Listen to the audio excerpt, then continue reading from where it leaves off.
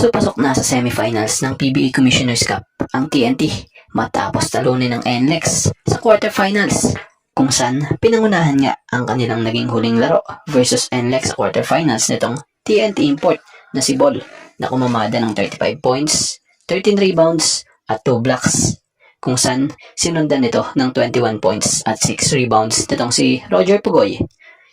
So alam nyo bang bago pala tumungtong ng semis ang TNT ay di umano'y ayon nga sa ilang nabasa nating pahayag nitong si Calvin Optana, ang isa sa key player din ng TNT ay nagkaroon pala rin sila ng open forum kung saan nag-usap umano raw sila as a team.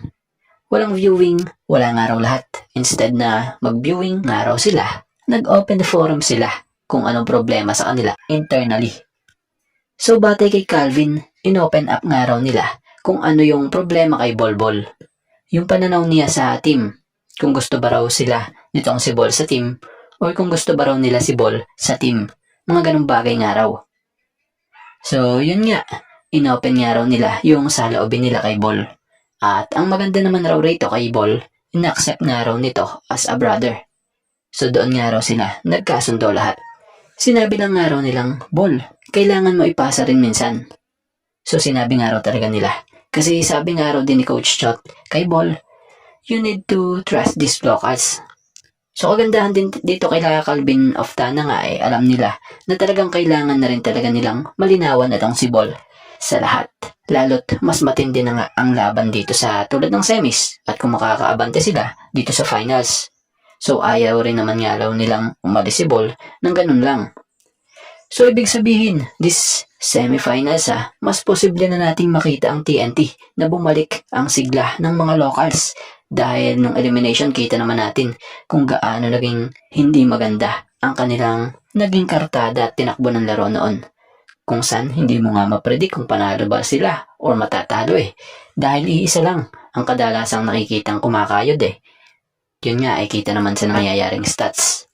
So ngayon, mukhang mag-iiba na ang ihip ng hangin dahil sa nangyaring open forum.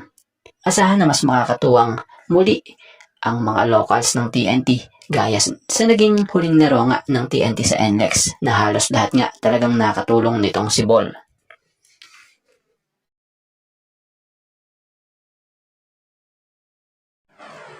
Sa pagkakalaglag ng San Miguel Beermen sa quarterfinals matapos talunin ng Rain or Shine nila Two Painters, isa nga sa talagang naapektuhan din dito ay ang kanilang star big man na si Junmar Fajardo. So masakit man kay Junmar at maging sa SMB ang maagang pagtatapos ng kanilang laban matapos ma-eliminate dahil sa Ross sa quarterfinals. Buong puso pa rin nilang tinanggap ang pagkatalo. Aminado rin naman maging si Junmar na naging hamon ng adjustment sa pabagong-bagong imports. Pero kahit ganon, hindi nawala ang puso at laban ng SMB hanggang huling buzzer. Kaya nga ayon sa isang naging pahayag ni Junmar, credit po hindi naman natin makukuha lahat ng panalo. Kunin na lang namin yung third conference. 2 out of 3, not bad na yun. Bounce back na lang kami next conference. So ganyan nga kadesidido itong si Junmar Fajardo maging ang SMB na bumawi next conference. At speaking of next conference may nabasa nga tayong post nitong Bisaya Basketball Highlights na sinasabi rito, breaking news, pinagpipilian ng SMB sina Dart Tucker, Ian Miller at Miles Powell para maging import sa Governor's Cup. So bilang opinion natin dito lahat ng nabanggit dito ay talaga namang literal na mahuhusay na players at may mga na-achieve na. So kung isa ang halimbawang makuha sa gaya ng sinabing tatlong pinagpipilian dito, ay for sure goods na goods ito para sa team.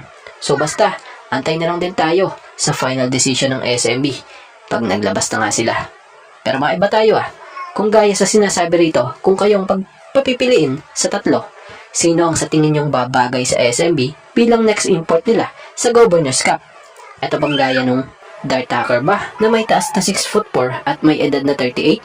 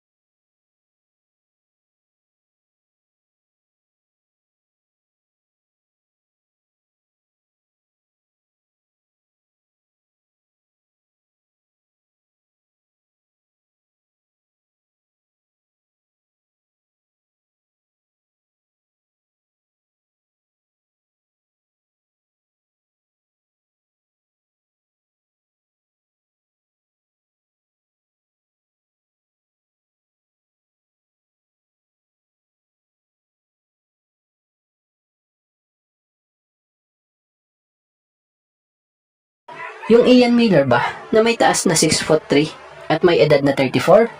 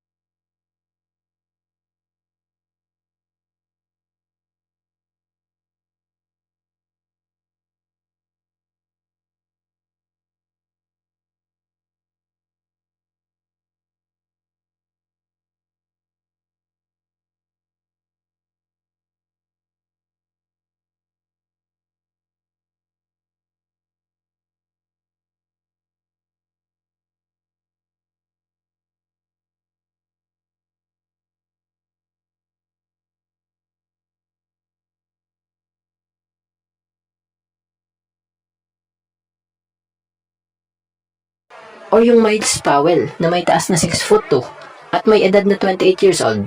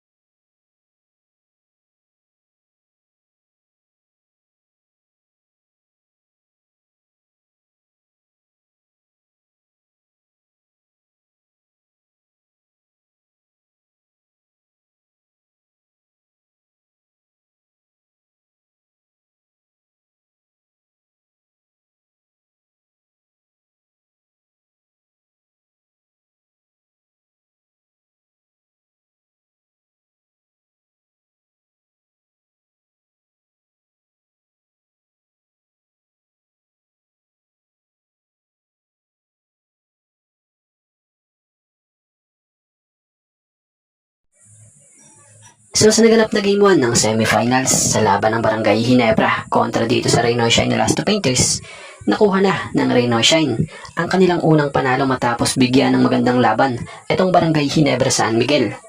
So tila sa pagkakapanalo ng Rain or Shine, isa sa talagang ramdam mo ang saya ay yung kanilang head coach na si Coach Yeng Giao.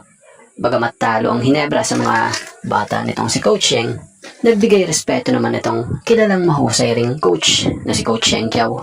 Ayon niya sa isang pahayag niya, credit po. To play a team like Ginebra with a GOAT import, GOAT coach, half of the Gilas team, and the probable best player of the conference in their team. So sino ba naman kami ng isang tsamba? So kita mo kay Coach Yeng na malaki rin talaga ang respeto niya sa Barangay Ginebra kahit nakuha na ng kanyang kupunan ang panalo sa Game 1. Para nga kay Coach Yeng, alam niya na hindi basta-basta matitinag ang isang championship caliber team tulad ng Ginebra. Kaya naman inaasahan na niya ang mas matindi pang laban sa mga susunod na laban.